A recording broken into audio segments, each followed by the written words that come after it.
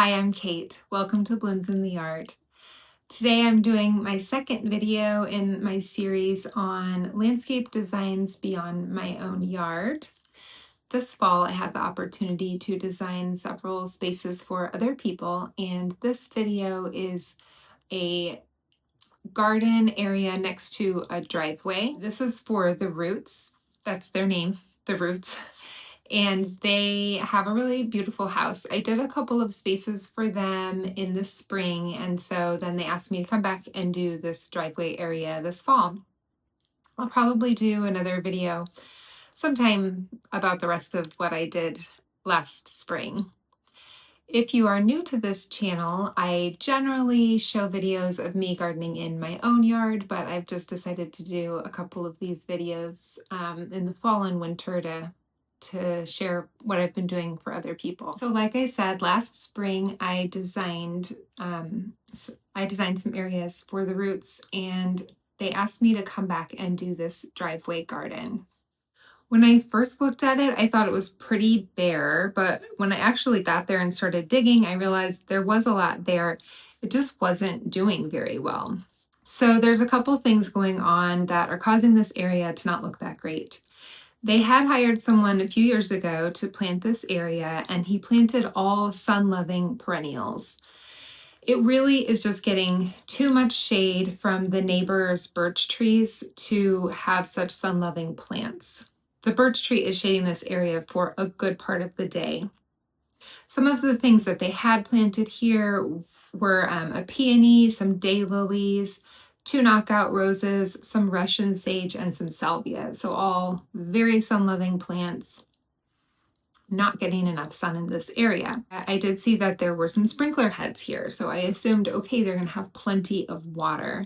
When I actually started the work and started digging, I found out that those birch trees are kind of really competing for the water and kind of taking over here. So I did tell them that they're going to need to be running their sprinkler for a longer time and watering these plants more. So those are the two main obstacles I think that were preventing this area from doing well.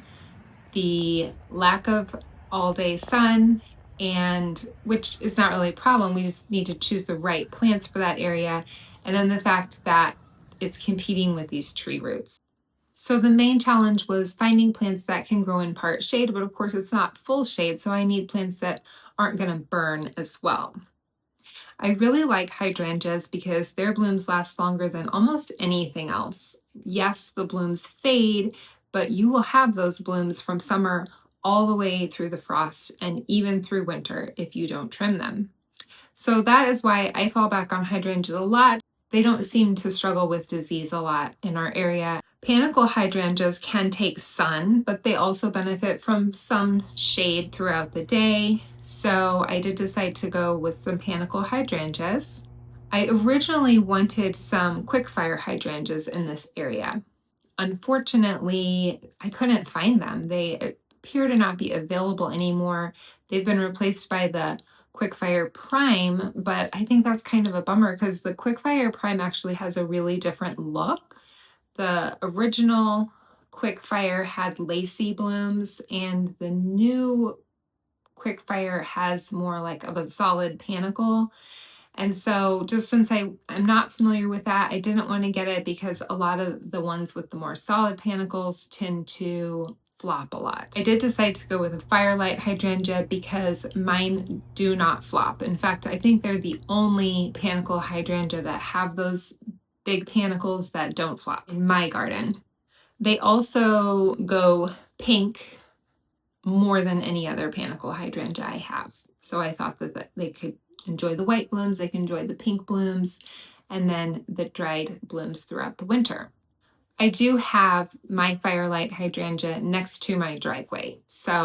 And that area next to my driveway, it's hard to reach hoses there. I water it every once in a while, but not consistently. And so I'm pretty confident that it can do okay in this area. So that was my starting point, is these panicle hydrangeas. I chose 2 of those to be the larger shrubs to anchor this space. I knew that I wanted to have some evergreens, and so I did choose to use 3 emerald green arborvitaes. I have the most luck with these if I get them established when they're young and if I plant them in the fall. And I was able to find a great deal on these for her $6 each. So yes, I am planting them very, very tiny, but I do think that that is the best way for them to get established. She told me that she wanted to get rid of her peony, and her comment was that it doesn't bloom for very long. Okay, so right there I realized she wants something that's going to look interesting all year. And of course, a lot of things don't bloom for much longer than a peony. So I knew that I needed to give her some foliage interest and then have like a succession of blooms in different plants. I can't necessarily give her things that are going to bloom all summer, especially if we don't have full sun. I'll try to give her something blooming at different times and some interesting foliage. I started with some Hellebores. They can take shade, but they should be okay with a little bit of sun as well. They're going to start blooming early. I think this will be exciting for them. They probably don't have anything blooming in their garden in February. And it's right next to the driveway, so something that they can see. I don't think there's any point in planting a hellebore in a back corner or at like the side of your house because nobody's going out in February to see that. So if you want to plant a hellebore, like I have mine right out my back window. So it's like, okay, I can actually enjoy that in February. And so again, they'll be, as they drive in, they can see it and enjoy it. It starts blooming in February and it should look good through at least May. I especially wanted some spring blooms because I do know that Panicle hydrangeas leaf out a little bit later than some other things. And so I decided to go with creeping phlox, which is a nice carpet of bluish purple in the spring. Here it blooms in April or May. I do have these growing right next to the street in my garden, so I know that they can deal with those conditions, like if they get some salt on them or something like that. They used to be shaded out by my cottonwood tree, so I know that they can also take a little bit of shade. I did want to give them some decent sized bushes towards the street. I always feel like next to the sidewalk, if you do something too short, people might accidentally step on it, dogs might pee on it, and so I just wanted to have a decent sized bush down there. I've been getting kind of into clethra recently. It is a native shrub and they can take some shade. I had seen a clethra at a demonstration garden and I really liked it. So I ended up going with the Ruby Spice clethra and they should bloom, I believe, in July.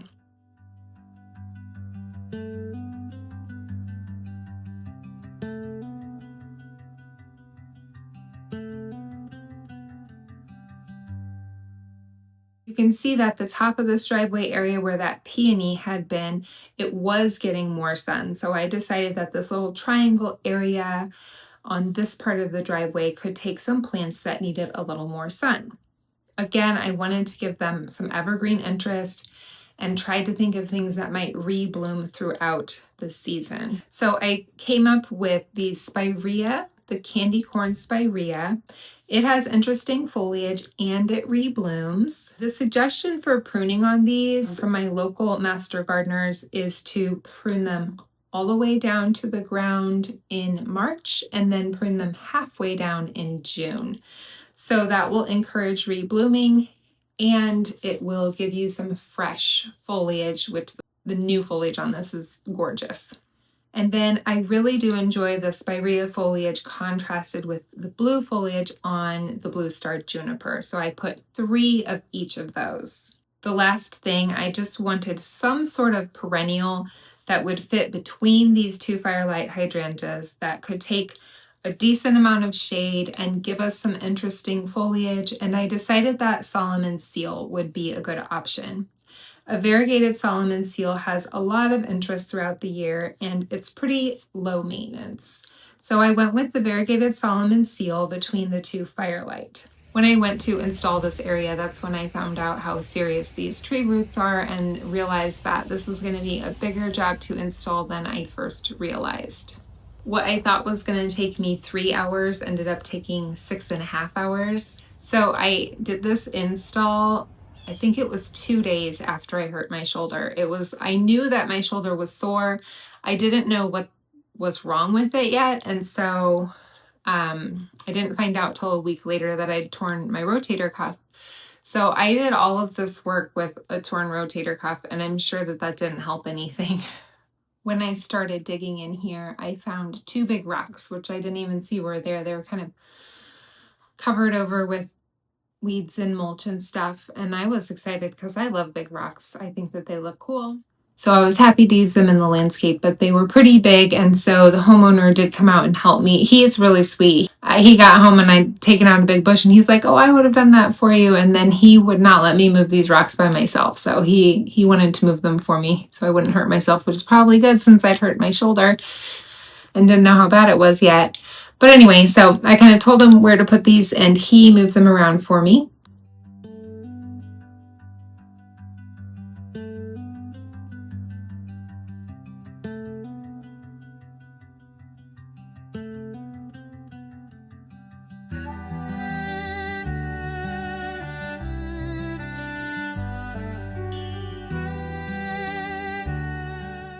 We decided that for now we would just use the mulch that they had, and then in the spring they'll get some fresh mulch.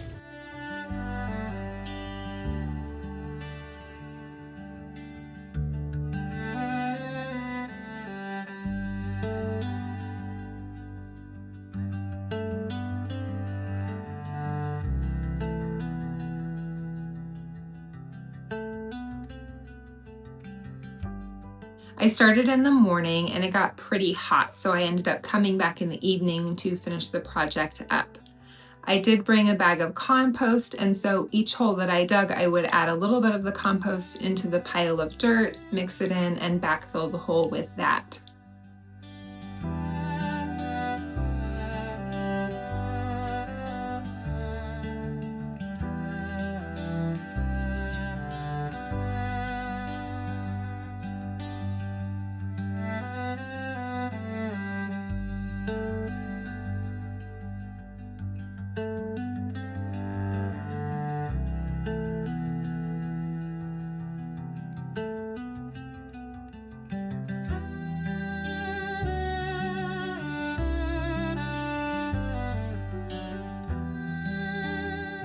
It's kind of evergreen, so it'll have some leaves. And then it blooms really early, like February or March, but the blooms look nice like all the way through till about May. What's that called? It's called Hellebore. And so when I put this in the document that I sent you, but in the spring late winter, when the new growth comes up, you can trim these old leaves off. You don't have to, but they'll be kind of around the outside and the new growth will come up in the middle. But just don't trim the whole thing down because you'll be trimming those new flowers. Okay. So, but you can individually trim these old leaves off. Here I was chatting with the homeowners and they had asked about bagworms, which interestingly, that is what I always get asked about when I want to plant any evergreens. If I suggest junipers or arborvitaes, like the first thing people say is bagworms. So I have all of these in my garden. I have had like one bagworm sack show up and I take it off. I wrap it up in a plastic bag or a Ziploc bag if you want to make sure it's totally sealed, and I put it in my trash can. I don't put it in my yard waste because if it opens up when it's sitting in your driveway in a yard waste bag, then it can infest your yard. So I do make sure that it's tied up in plastic and I put it in my trash can, get rid of it that way. I've never had an infestation, so I've only ever seen like one bag. And so that is what I was just discussing with them here and told them how to deal with that. I also did let them know here again about all of those tree roots and that they really were going to need to water this area well with their sprinkler system.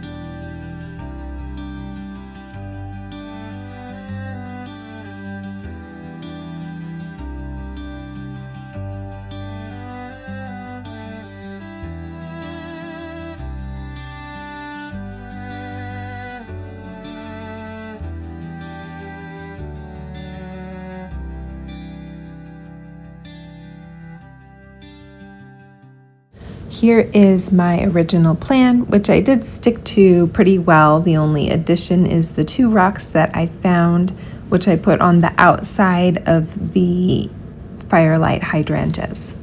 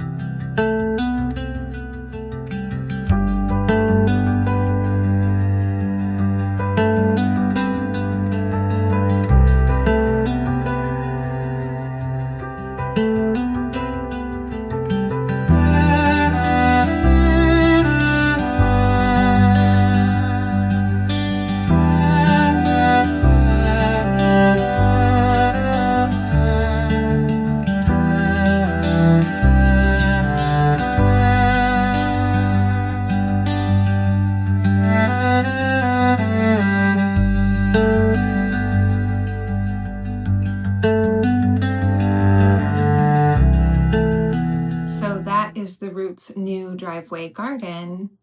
I hope that this was helpful for you. I hope that you enjoyed watching it and got some ideas for your own garden. These are, again, I always try to do plants that are just going to not be difficult, that are going to do pretty well here. Some of them need some extra water, hydrangeas and arborvitae, but otherwise they're pretty easy to grow. So thanks for watching and good luck with your own garden plans.